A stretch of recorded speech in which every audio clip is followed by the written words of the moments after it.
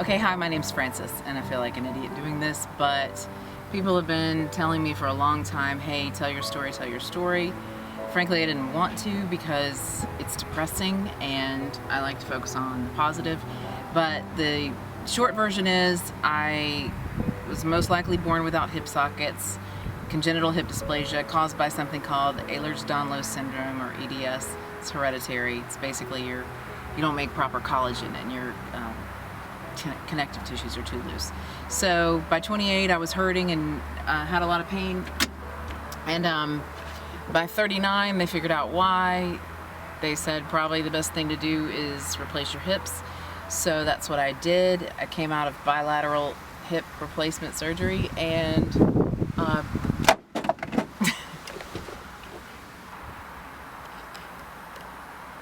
you'd think I'd be better with lighting after 20 years in TV, but no. Well, anyway, I came out of bilateral hip replacement basically with not much pain relief compared to before hip replacement. I was in horrific pain. 4 months later, I was still hurting like I had before I'd even had my hips replaced. And I'm like, what is this? And you know, basically after about 6 months of going to special physical therapists, that's how I found out about the EDS and things like that. Someone just basically said to me,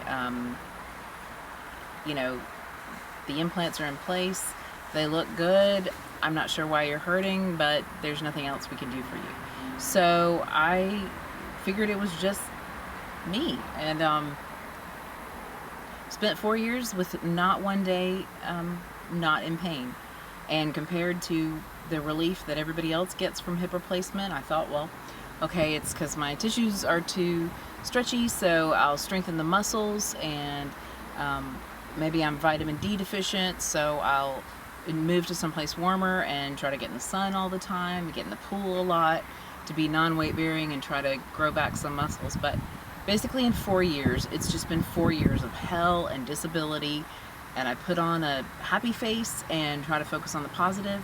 But my kids and my husband Skip know the truth is that I suffer a hell of a lot, and I have suffered for 4 years now. So I go see doctors, and they're like, well, I mean, and I ask about the metal issue because the hips that I received were Depuy Pinnacles, bilateral, one on each side, and they have the Pinnacle Ultamet liner, which means the metal ball is up against a metal surface. The liner is a cup that goes inside the cup. And you know, I'd asked about that before surgery because the ASR had already been recalled, and I was really worried about it. I read like crazy and studied, and my doctor just assured me, you know, yeah, people have elevated metal ions, but I mean, it's just not an issue. Like it's just not. Like what I put in you, Frances, you may never have to have replaced again. It may never fail. And basically the studies they've shown us, they put these metal on metal hip replacements on simulation devices, simulating wear of a human, and took them off, and there was just no sign of wear at all. So in the end, I deferred to his judgment. I thought, well, he's been to med school, he's a surgeon, he certainly knows what he's doing, and just kind of blew off the whole thought that maybe it was the metal debris after surgery causing the pain to continue. But in the past couple of months, as trials, his cases have gone to trial, the first 2 bellwether cases, stuff has come out as evidence that you know, the metal is affecting people, and that they knew it at least 6 years before I got my hips replaced. So I'm going to kind of chronicle my attempt to get through this and create a life and recover from this. Haven't had much progress. I don't expect much, frankly. I don't have a lot of hope. I was hopeful because I found a surgeon, and he said, yeah, Frances, you definitely need to get the metal out. It is a problem, and we're realizing it. But he didn't do what's called revision, where they take out the metal liner and replace it with something not metal. So he sent me to one of the doctors that everyone in this city had been recommending. You know, he's your guy, he knows what he's doing, he can handle complex cases, he's not in bed with all the drug companies, he's not a consultant for all these guys. So you can just trust that his heart is in the right place and he's going to do what's best for you.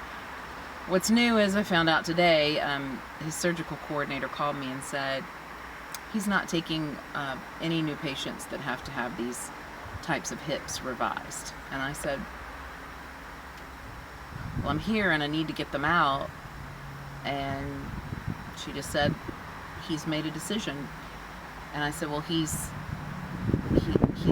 covered by my insurance, and he does revisions of these metal on metal hip replacements. And she said, well, if he didn't put him in, he's not going to take them out. So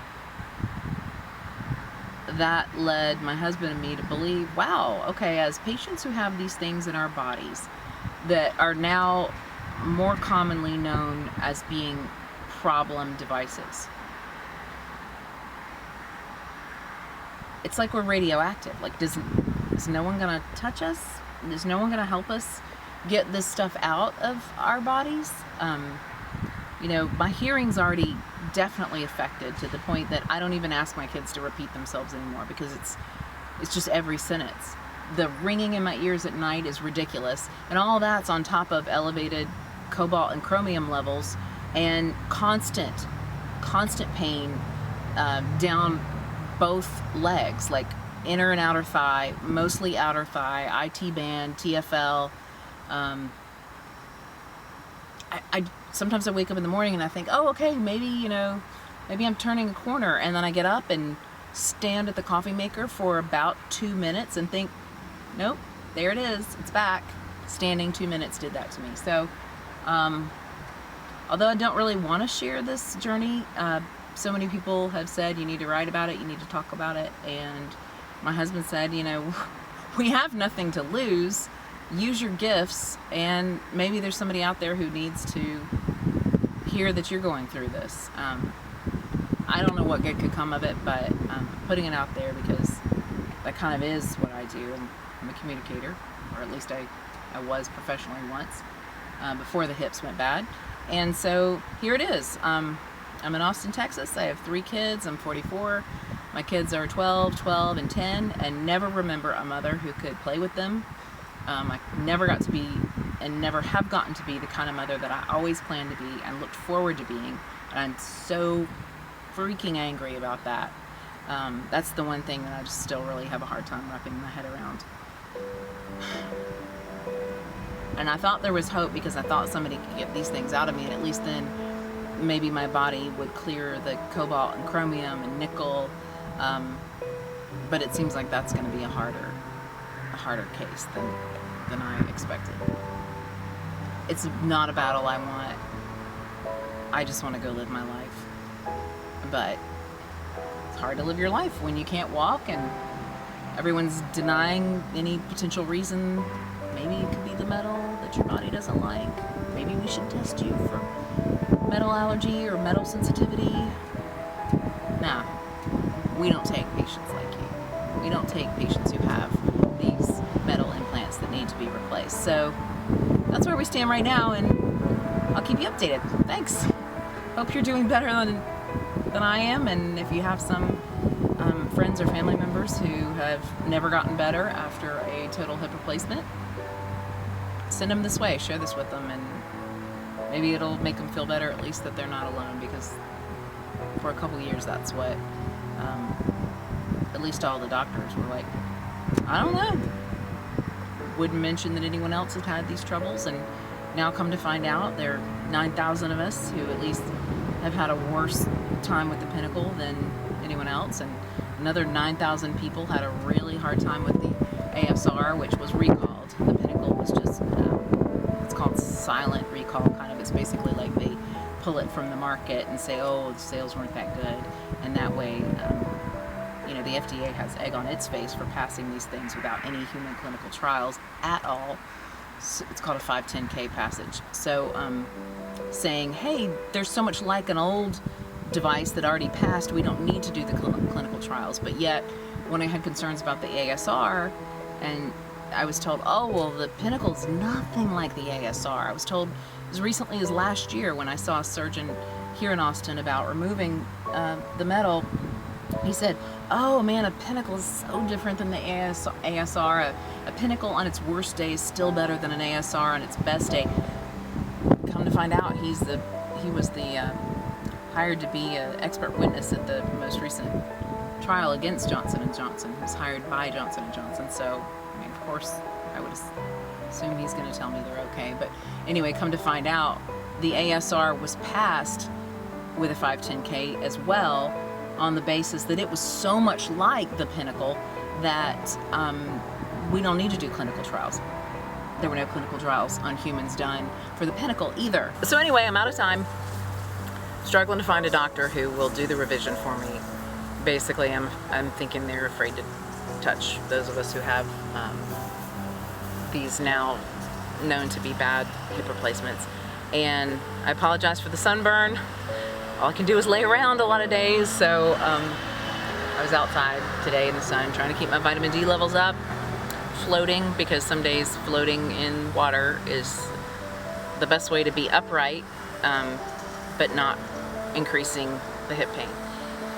So anyway, please share this and share it with anybody that you think might be having trouble with these. I'm not affiliated with any group. I don't work anywhere anymore. And I'm only doing this just so y'all know that you're not the only one suffering.